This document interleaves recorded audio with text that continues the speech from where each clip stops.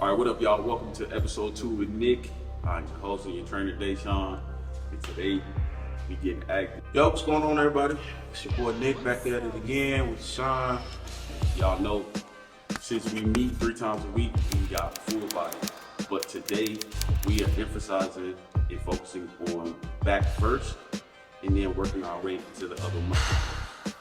So, what I had him do was, when he first got here, obviously I gotta hold him accountable. For every 1 minute you late, you got 10 push-ups.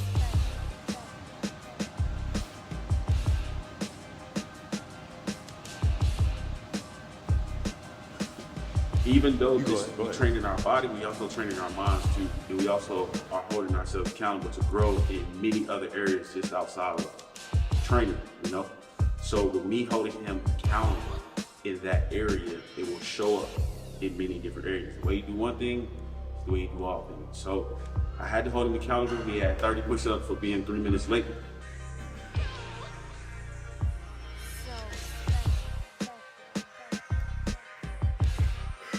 One, 2, 3, 4. We just got through doing pull-ups, and pull-ups went all right. I did a whole set of 5, by myself, unassisted. So that's an improvement for me. When it comes to your body weight, you have to learn how to be able to control your body. That's the elemental movements. Those are the basics, the foundations of you.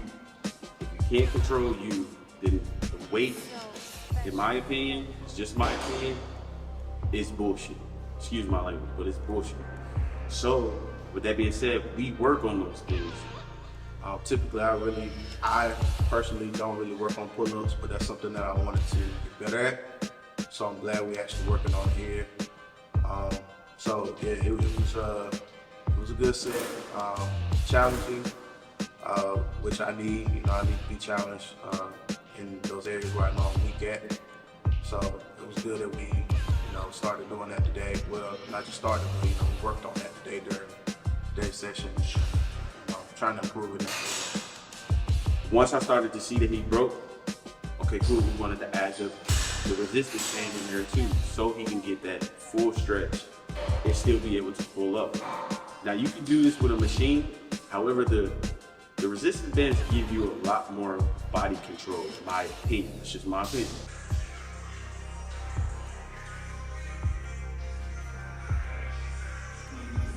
Yeah, use the man.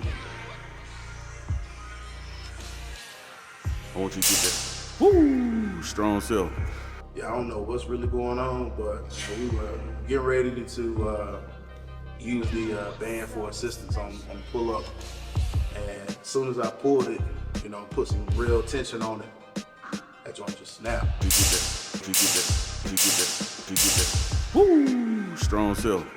I'm like, I don't know what happened there. It's been getting weak for a little while, but today I pulled on it, and then that mother just said, "Nah, not today, bro." However, Nick getting stronger, so that mug broke. You know what I'm saying?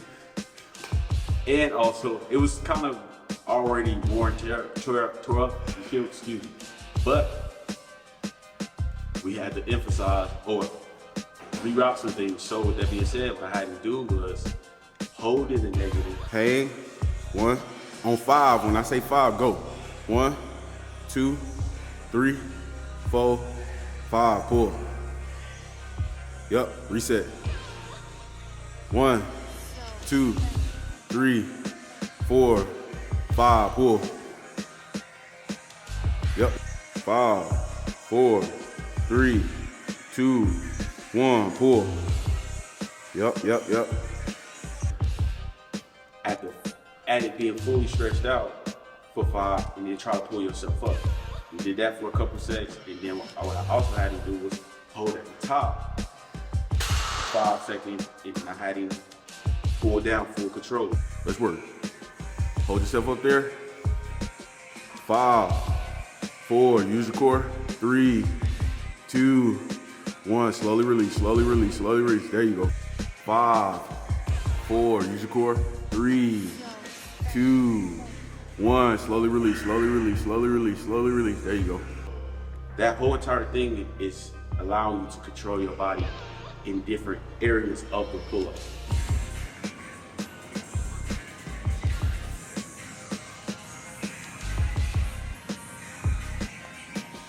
One, 2, 3, 4. So after that, we did bent over rows, and this is a compound movement. Y'all know I always emphasize on the compound movement, but we did it at a height control. Yeah, actually, I was bent over rows. I was actually really shocked with myself. You know, we've been working on bent over rows and you know, attacking that muscle group for a while. You know, I expected that I'd do pretty good, but you know, I really went through each of the sets. You know, we did I guess kind of the technically called like a drop set. We did it at a height control. Basically a drop set. So we did 12, 10, 8, 6. But then I like to put the ice cream on top and add 15 at the end, drop the weight to a certain percentage and add 15.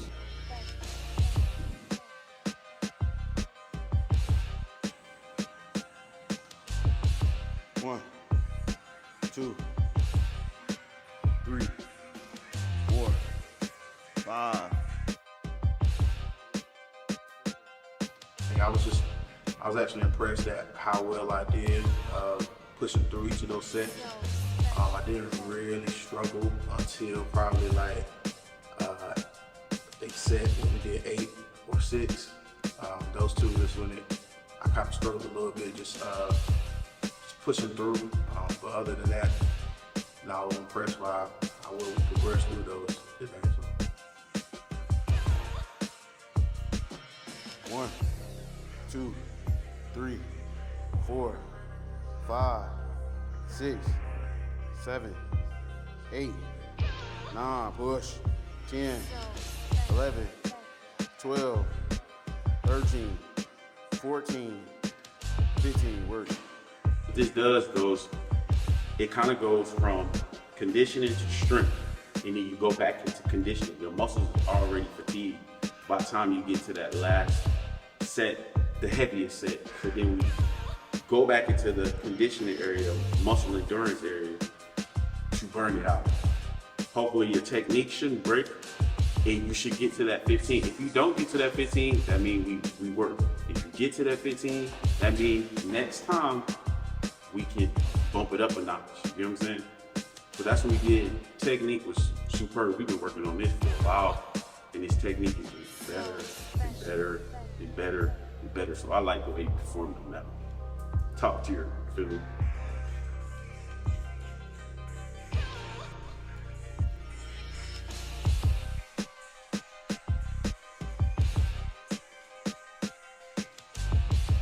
One, 2, 3.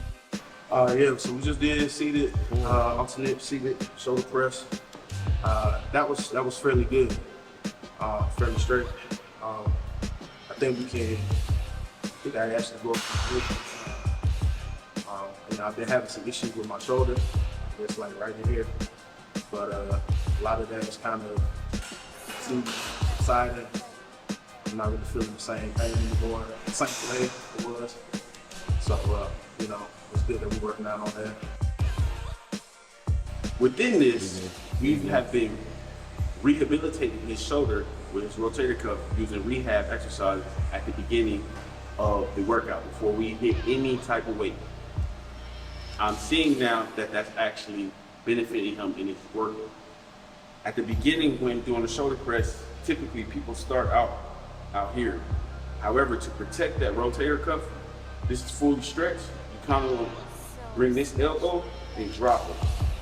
Start here versus putting it out here, which can compromise your rotator cuff versus protecting your rotator cuff right here. You feel what I'm saying? So I had him adjust and come press up right here. immediately going into alternate curls, just keep the intensity high. It's a fatigue thing, it's a muscle endurance thing. Because in reverse, we can start off doing curls and then I can have you sit. It's gonna have the same impact when it comes to being fatigued, but we gotta push through those things. Now, I don't know what it is. Maybe it was just a superset dumbbell curls. Man, the joint kind of took it out of me. Wanting like the weight was heavy. The joint kind of took it out of me, especially on like the last set. I ended up having to drop weight down to, so we was doing it with the 30s. We ended up dropping it down to 25 on the last 2 or 3 reps, actually 4 or 5 reps. And yeah, man, I was able to power through it though by dropping the weight. You know, we didn't give up. You know, And how it helps build confidence with pushing through those things is, while we're still going, if you break technique, drop the weight, but continue to push yourself to get to the number that we're trying to achieve. You know what I'm saying? So that's super important to build up that confidence in that exercise itself. Once you break technique, drop the weight and continue to hit that goal number. Feel what I'm saying? Good. Go alternate, go alternate. Fight through it, come on, fight through it. Fight through it.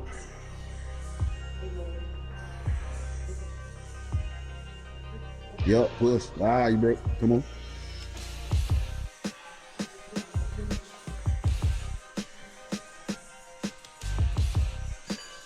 There you go. There you go. Yup. Push through it, yeah.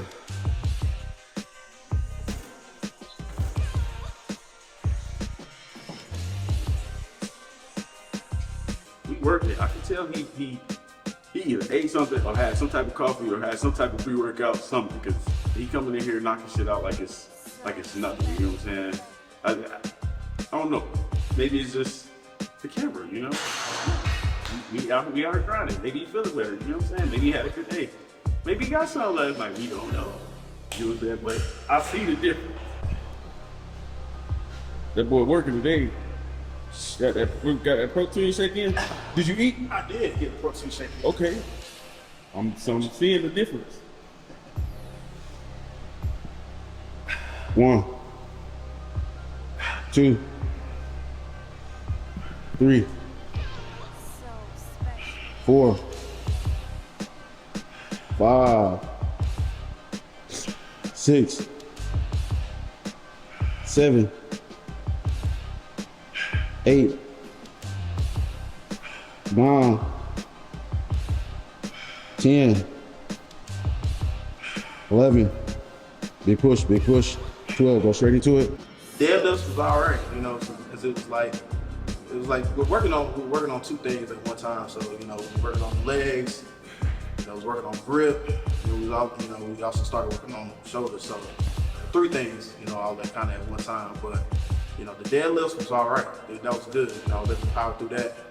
But by the time I got through with deadlifts, my grip, especially on my left hand, was like going crazy. Like I'm like, at any moment I'm gonna drop these weights on my foot. So in this exercise, you did dumbbell stiff legs or dumbbell RDLs, and then we supersetted it with shrugs.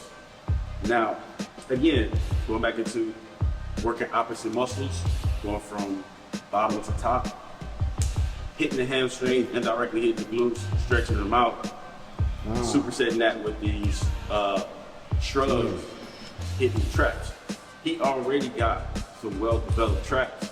In the neck area, he's good and developed. You can see these on other exercises like the bent over rows. You can see the development of his neck. Straight into it. 1, 2, 3, 4, 5, 6, 7, 8, 9. When it comes to shrugs though, the rep range should automatically be high, even when it's heavy. Sometimes, you know, you can shrug 225 on a barbell, but the range of motion is so short that it's not really getting that work that you need. You know what I'm saying? 12. 2, 3, 4, 5, 6, 7. Power through, you know, as we always do, as I always try to do, power through the set, and then expose a weak area.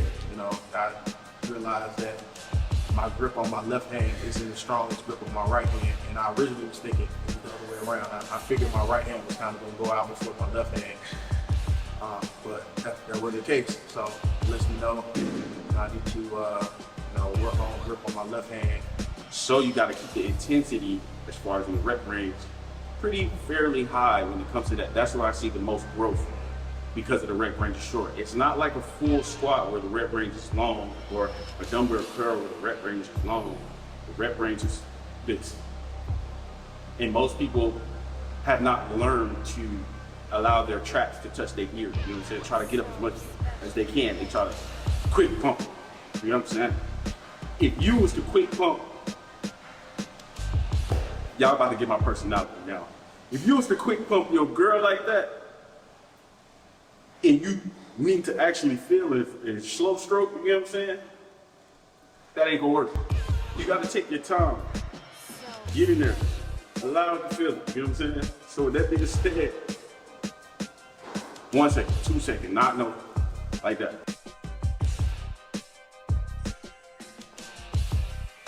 Tight that core.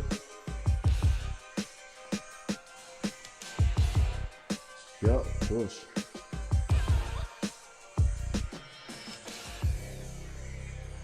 Ten seconds.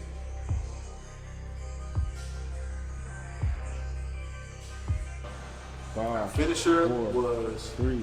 this marching in place ab exercise, core strengthening exercise. So they have a light dumbbell in one hand, heavy dumbbell in the other hand.